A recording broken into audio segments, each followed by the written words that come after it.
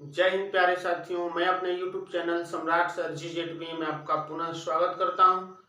आज ratio and proportion का तीसरा वीडियो होगा, जिसमें मैं आज मिक्स प्रपोर्शन संयोजित अनुपात पर आधारित क्वेश्चन कराने वाला हूं।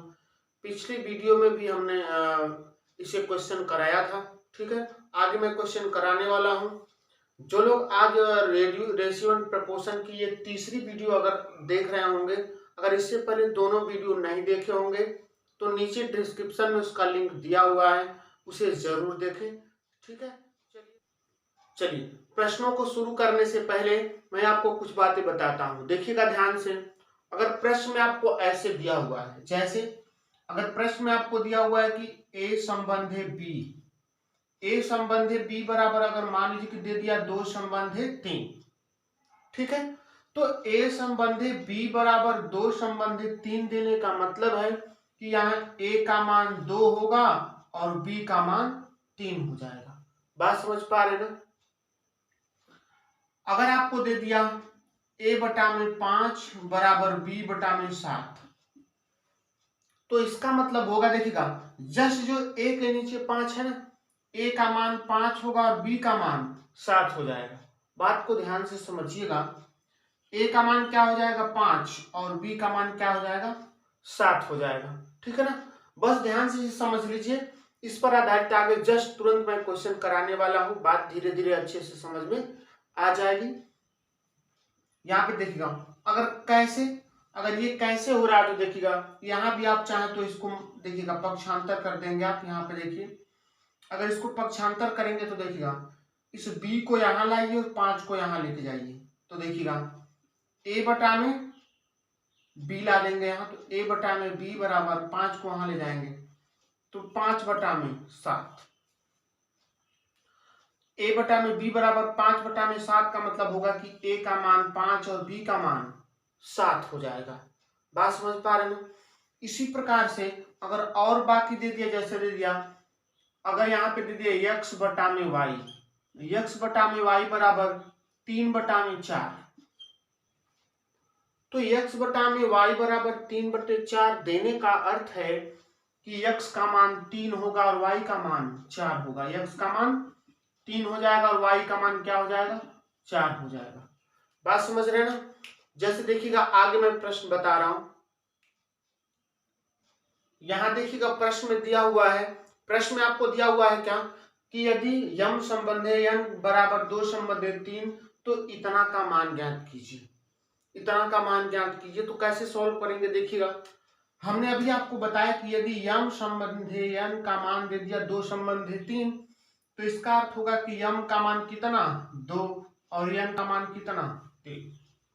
ठीक है, कुछ नहीं करना है, सीधा सीधा इसी समीकरण में जो है कि यम और n का मान रख दीजिए। यहाँ पे देखिएगा अगर मान आप रखते हैं तो देखिए ये 3m है, यम का मान 2 है, तो यहाँ रखेंगे जब तो 3 गुणित यम का मान 2 है, 3 गुणित 2 और ये प्लस हो जाएगा और ये हो जाएगा 5 और गुणे n का मान 3 दिया हुआ है बटा में ये 6m है, तो 6 गुणित यम का मान 2 और माइनस n का मान कितना है 3।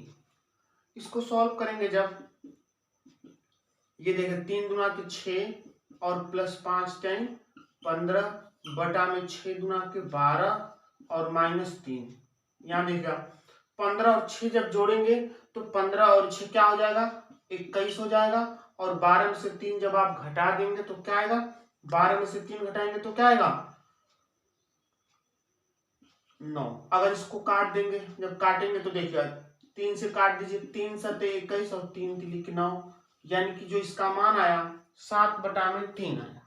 क्या आया 7 बटे 3 आया। ठीक है ना? इसी प्रकार अगला प्रश्न देखिए, अगला प्रश्न आपका दिया हुआ है, देखिएगा बोर्ड पे जो हमने लिखा है ये क्वेश्चन आप अपने नोट्स में नोट कर लीजिएगा। यदि a बटा में 2 बराबर b बटा में 3 बराबर दोनों आपस में बराबर है तो इतना का मान बताना है। तो हमने अभी आपको बताया है कि अगर इस प्रकार से समीकरण लिखिएगा तो यहाँ a का मान 2 हो जाएगा और b का मान 3 हो जाएगा, सीधा सीधा। ठीक है, तो कुछ नहीं करना है, a का मान 2 और b का मान यहाँ पे 3 क्या कर दीजिए रख दीजिए। तो जब यहाँ पे रखेंगे तो ये हो जाएगा आपका 3 गुणित a का मान 2 रख देंगे 2 और प्लस ये हो जाएगा 2 गुणित b का मान 3। ठीक है, तो ये 3 गुना किए 6 हो जाएगा, ये 2 3 6 हो जाएगा, 6 6 जोड़ेंगे तो 6 6 क्या हो जाएगा 12 आ जाएगा। तो ये दोनों का मान कितना आ जाएगा 12 आ जाएगा।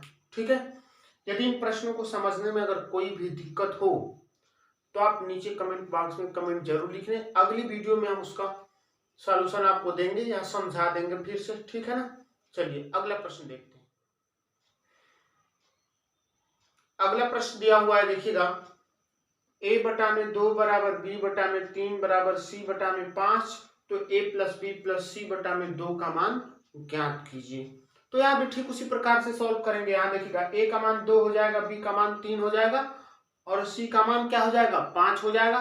ठीक उसी प्रकार से रख देंगे। देखिएगा यहाँ मान रखेंगे तो a का मान 2, a का मान 2, b का मान 3 और c का मान 5 और बटा में ये 2 दिया हुआ है।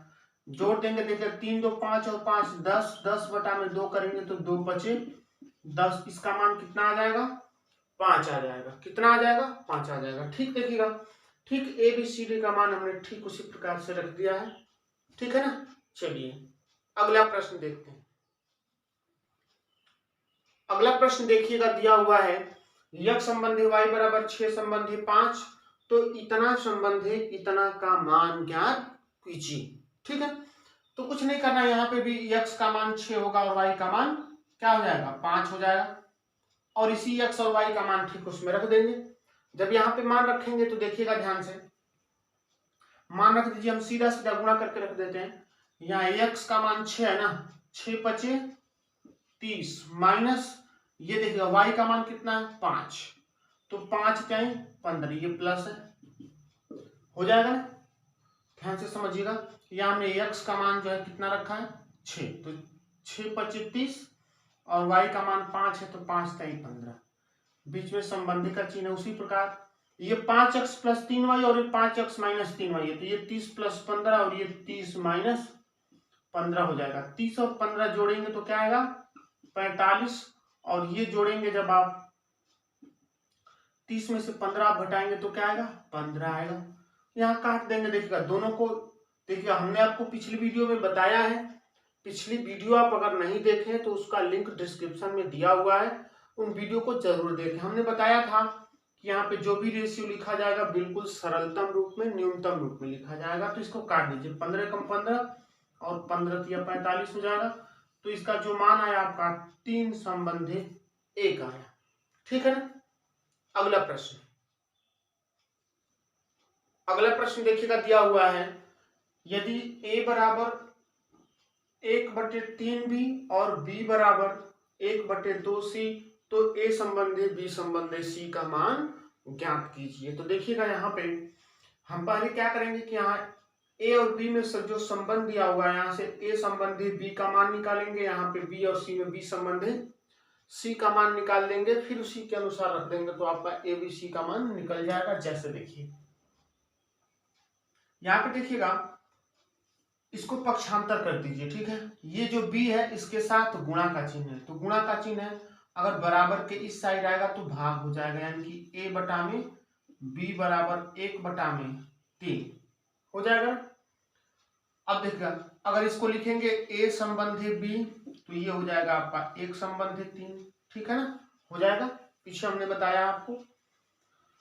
उसी प्रकार ये अगर आप करेंगे तो ये b बटा में c हो जाएगा, तो ये 1/2, या इसको लिखेंगे b संबंधी c बराबर 1/2 या 1 संबंधी 2। क्या लिखेंगे 1 संबंधी 2।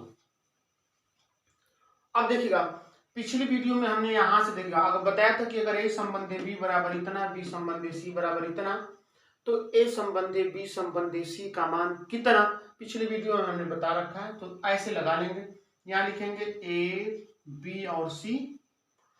यहाँ देखिएगा a संबंधी b का मान 1 3 दिया तो 1 3 लिख लेंगे, b और c का दिया है 1 और 2। अब देखिए यहाँ पे गुणा कर लेंगे, यहाँ जो खाली जगह है, ठीक 1 के सामने अगर खाली जगह तो यहाँ 1 लिखेंगे, 3 के ठीक पीछे तो 3 लिख लेंगे, गुणा कर देंगे आपस में, 1 एकम 1 हो जाएगा, ये 3 एकम 3 हो जाएगा, ये 3 गुणा के 6 हो जाएगा। तो जो आपका अनुपात आया A संबंधे B संबंधे C का जो रेशियो आया वो आया 1 संबंधे 3 संबंधे 6। कोई डाउट है? चलिए, ऐसे प्रश्न अगर आपके पास बुक होगी तो उसमें भी दिया होगा। सारे प्रश्नों को आप सॉल्व करते चलेंगे। अगर कोई भी क्वेश्चन नहीं आता है, कोई भी दिक्कत होती है, तो नीचे दिए गए व्हाट्सएप नंबर पे आप अपना क्वेश्चन भेज सकते हैं और सॉल्यूशन पा सकते हैं। ठीक है, चलिए आगे बढ़ते हैं। अगला प्रश्न आपका दिया हुआ है, देखिएगा, a बटा में 3 बराबर b बटा में 4 बराबर c बटा में 7 दिया हुआ है और आपसे मान पूछा है a प्लस बी प्लस सी बटा में c का मान क्या होगा।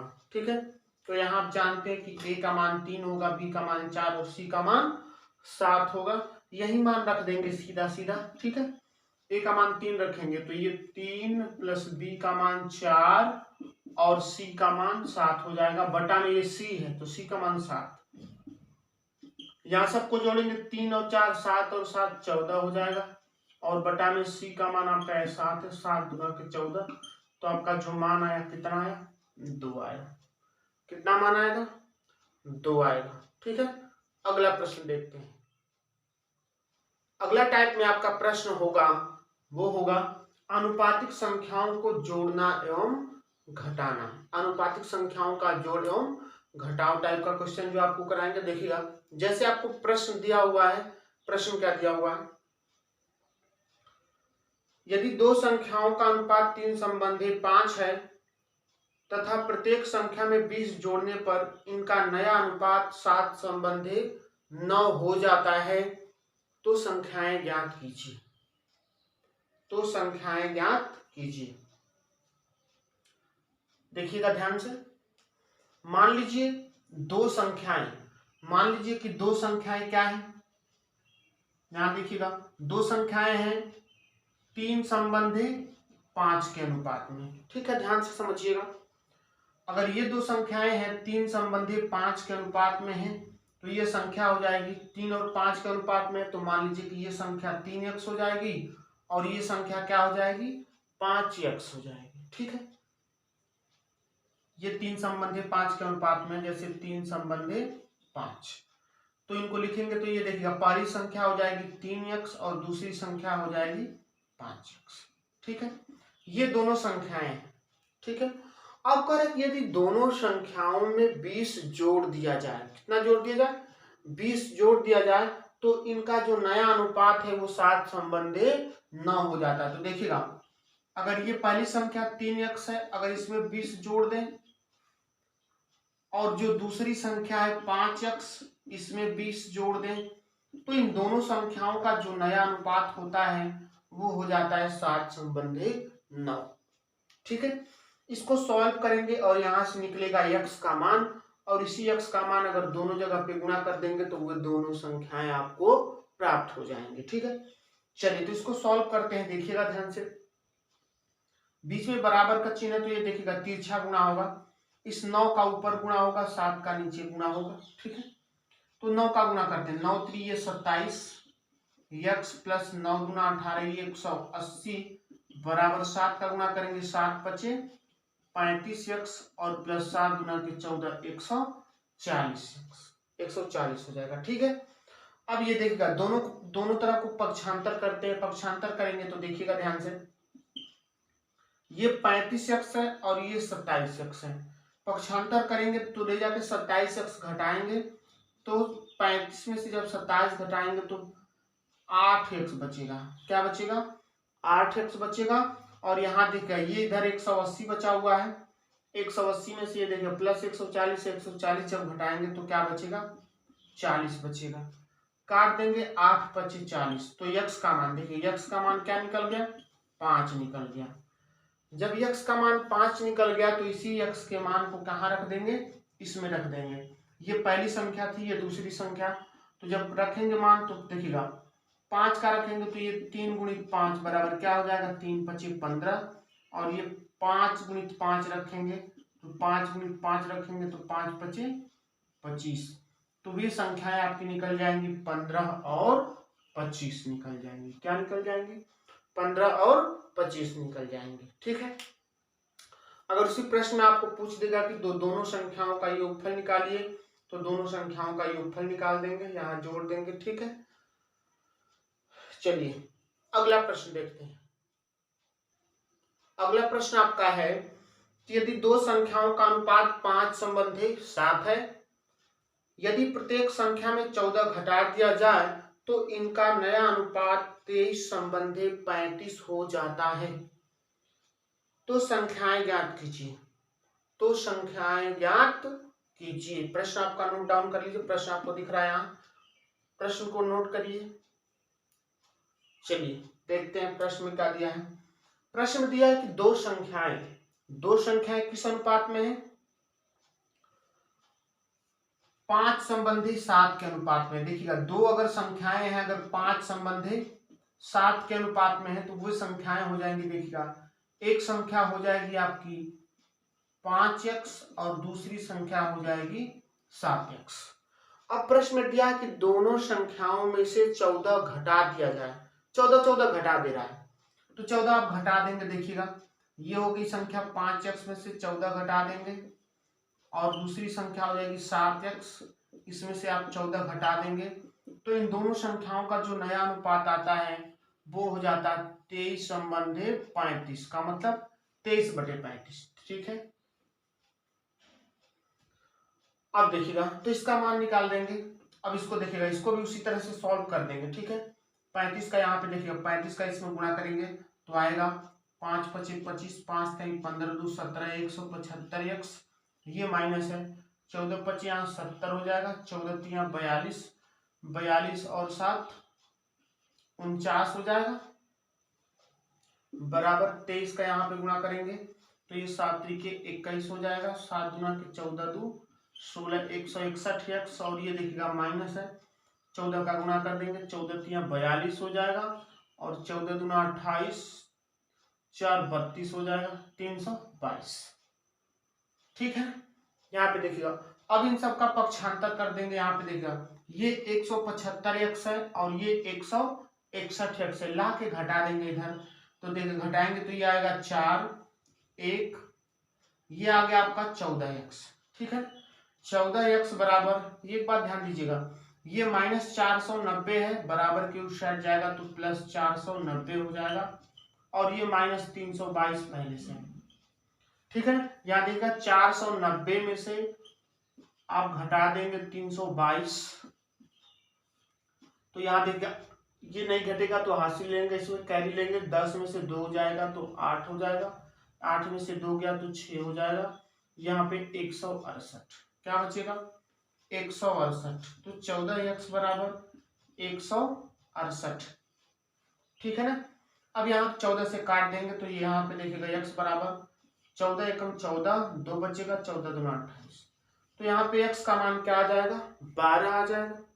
अब चूंकि x का मान 12 निकल गया तो इसी 12 का यहाँ पे दोनों संख्याओं में क्या कर देंगे, गुणा कर देंगे। तो 12 बचे 60 और 12 सत्ते 84, तो दोनों संख्या निकल गई, एक संख्या 60 और एक दूसरी संख्या 84 निकल गई। ठीक है, अगर उन दोनों संख्याओं का अंतर कहेगा तो यहाँ पे आप अंतर निकाल देंगे। एक तरीका और है कि यहाँ दोनों में अंतर देख लेंगे कि 2 का अंतर है, तो 12 × 2 = 24 का अंतर होगा इसमें। ठीक है, चलिए अगला प्रश्न देखते हैं।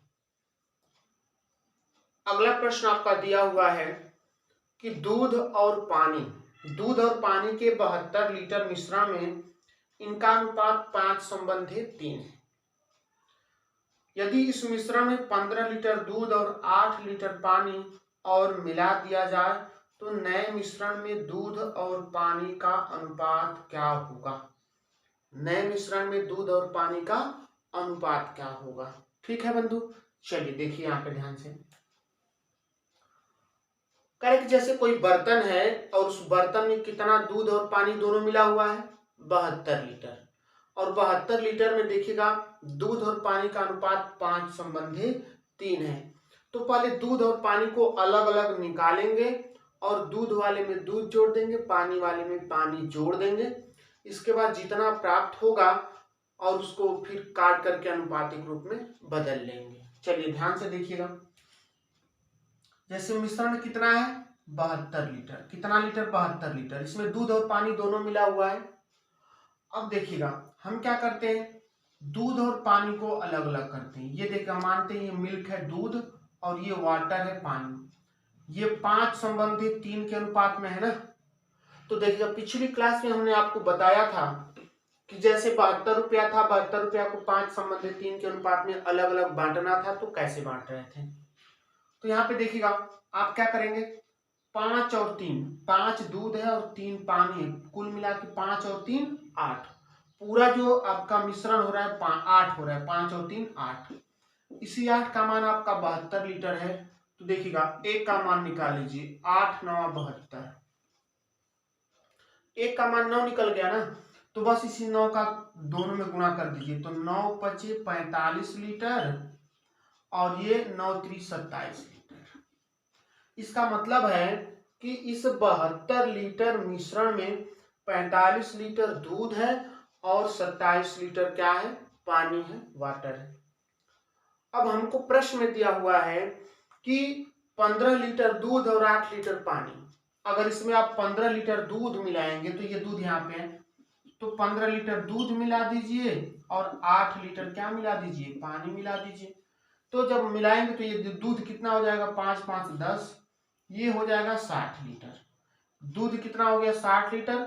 और अगर इसको दोनों को जोड़ेंगे तो 8 7 15, ये हो जाएगा आपका 35 लीटर। अब करें कि तब दूध और पानी का अनुपात बताइए। अनुपात का मतलब इनको काट के छोटा बना दीजिए, ठीक है ना। तो यहाँ देखिए हम इन सबको क्या करेंगे, काट देंगे। 5 से काटेंगे तो ये हो जाएगा 12 25 60 12 और ये 5 7 35, 12 संबंधी 7। तो दूध और पानी का जो अनुपात आया 12 संबंधी 7 आया, ठीक है। अगर जिनको भी अगर दिक्कत हो रही है इसको समझने में, तो वीडियो को रोक के एक बार फिर पीछे करके फिर देखेंगे तो बात अच्छे से समझ में आ जाएगी। ऐसे प्रश्नों को आप सॉल्व करते रहिएगा, ठीक है। जो भी क्वेश्चन डाउट होगा वो हमें नीचे व्हाट्सएप नंबर पे भेजिएगा, ठीक है, तो हम आपका सॉल्यूशन भेज देंगे। बाकी देखिएगा अगर आपको वीडियो अच्छी लगे तो अपने दोस्तों के साथ इस वीडियो को शेयर करें और ज़्यादा से ज़्यादा चैनल को सब्सक्राइब करवाएं, ठीक है। सभी लोगों के पास अगर वीडियो अच्छे से पहुंच जाएगी तो सभी लोग देख पाएंगे, बहुत लोगों को पता नहीं चल पा रहा होगा, ठीक है ना।